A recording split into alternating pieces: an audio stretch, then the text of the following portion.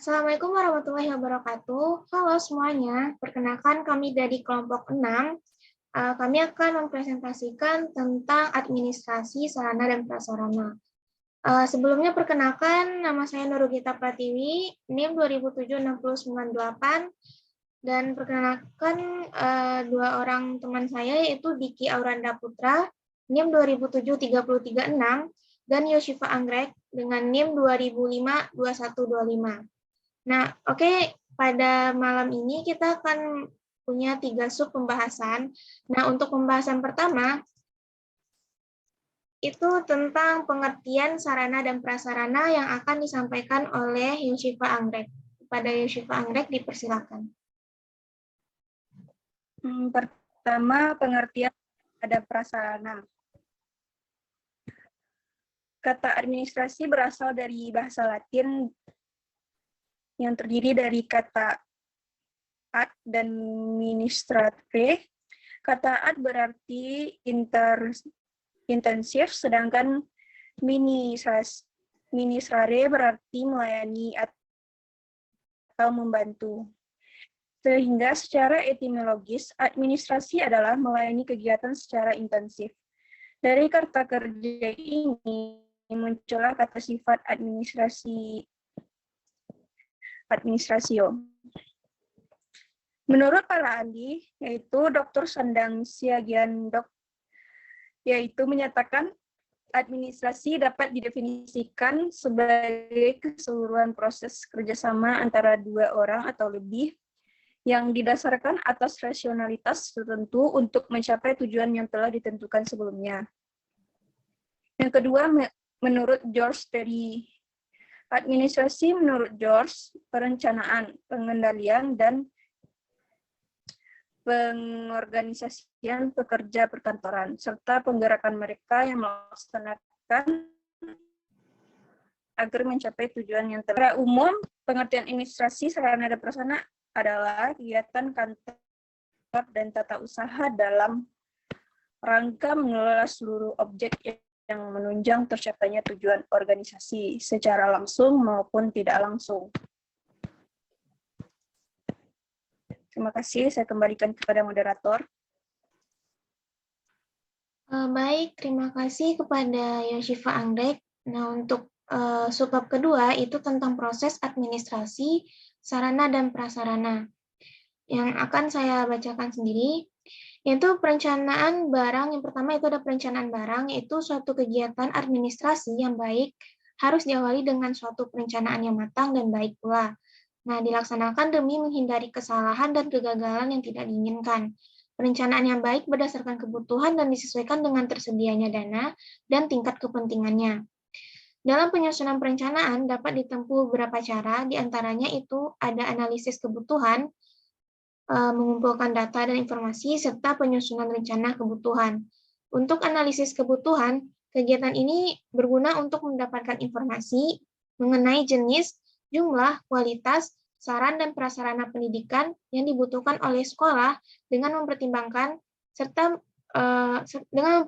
perkembangan kebutuhan sekolah, penggantian barang-barang yang rusak, hilang atau dihapuskan serta keperluan persediaan barang.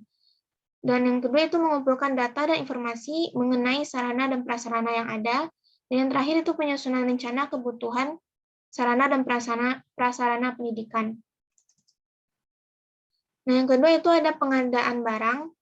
Pengadaan merupakan segala kegiatan untuk menyediakan semua keperluan barang, benda, dan jasa bagi keperluan pelaksanaan tugas.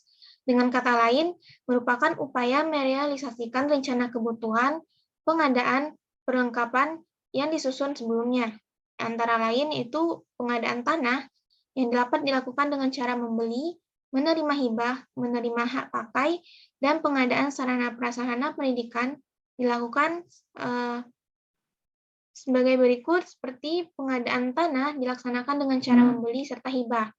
Dan yang kedua itu ada pengadaan bangunan, dilaksanakan dengan mendirikan bangunan baru, membeli, menyewa, menerima hibah atau menukarnya. Dan yang terakhir itu ada pengadaan perabot, dilakukan dengan cara membeli, membuat sendiri, atau menerima bantuan dari donatur. Pengadaan kendaraan, pengadaan untuk sekolah telah dilakukan oleh pemerintah pusat.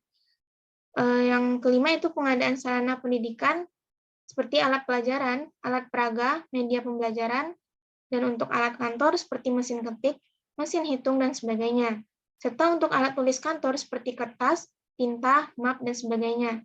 Disesuaikan dengan semua ketentuan yang berlaku. Yang ketiga itu ada inventaris sarana dan prasarana pendidikan. Hal ini merupakan kegiatan mencatat dan menyusun daftar sarana dan prasarana yang dapat secara teratur menurut ketentuan yang berlaku. Berfungsi sebagai data yang diperlukan dalam perencanaan, pengadaan, penyaluran, pemeliharaan, penghapusan, pengendalian, serta pengawasan sarana dan prasarana. Salah satu aktivitas dalam pengelolaan perlengkapan pendidikan di sekolah adalah dengan cara mencatat semua perlengkapan yang dimiliki oleh sekolah.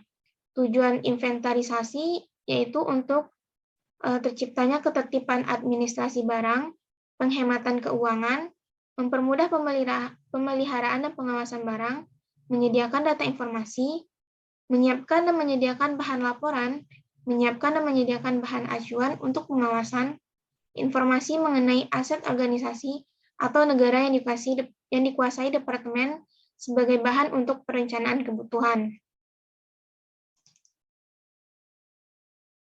Yang keempat itu ada penyaluran barang. Penyaluran merupakan kegiatan yang menyangkut pemindahan barang dan tanggung jawab dari instansi atau pemegang kepada suatu instansi pemegang yang lain. Kegiatan penyaluran itu berupa penyusunan alokasi, pengiriman barang, dan penyerahan barang. Untuk penyusunan alokasi, bertujuan untuk menghindari pemborosan dalam pembagian atau pendistribusian barang, sehingga pembagian barang itu merata dan seimbang dengan kebutuhan pemakaian masing-masing. Untuk pengiriman barang dari pusat-pusat penyalur barang perlu memperhatikan beberapa hal sebagai berikut, seperti cara pengiriman, cara pengemasan, pemuatan, pengangkutan, dan pembongkaran. Untuk penyerahan barang, sebaiknya dilakukan untuk mengisi daftar penyerahan barang, seperti surat pengantar, faktur, tanda terima penyerahan barang, biaya pengiriman, dan sebagainya. Nah, yang terakhir itu ada tentang pengawasan. Seluruh kegiatan administrasi, sarana dan prasarana pendidik tidak bisa berjalan sendiri tanpa dikendalikan ataupun tanpa diawasi. Artinya, setiap kegiatan masing-masing akan dimonitoring setiap saat oleh pimpinan organisasi, serta diperhatikan kerjasamanya satu sama lain. Pengawasan bukan merupakan suatu pengaturan yang kaku dan akan membatasi ruang gerak masing-masing fungsi pengelolaan, tetapi merupakan koordinasi serta akselerasi bagi seluruh fungsi pengelolaan administrasi, sehingga pemborosan waktu, tenaga, dan biaya dapat dihindarkan. Selanjutnya itu tentang peran guru dalam administrasi sarana dan prasarana akan dibacakan oleh Diki Auranda Putra. Peran guru dalam administrasi sarana dan prasarana. Kebijakan pemerintah tentang pengelolaan sarana dan prasarana sekolah tertuang di dalam UU Nomor 20 Tahun 2003 tentang Sisdiknas Pasal 45 ayat 1. Yaitu setiap satuan pendidikan formal dan non-formal menyediakan satu sarana dan prasarana yang memenuhi keperluan pendidikan sesuai dengan pertumbuhan dan perkembangan potensi fisik, kecerdasan intelektual, sosial, emosional, dan kejiwaan peserta didik. Peran guru dalam administrasi sarana dan prasarana sekolah. 1. Terlibat dalam perencanaan pengadaan alat bantuan pengajaran. 2. Terlibat dalam pemanfaatan dan pemeliharaan alat bantu pengajaran yang digunakan guru. 3. Pengawasan dalam penggunaan alat praktek oleh siswa.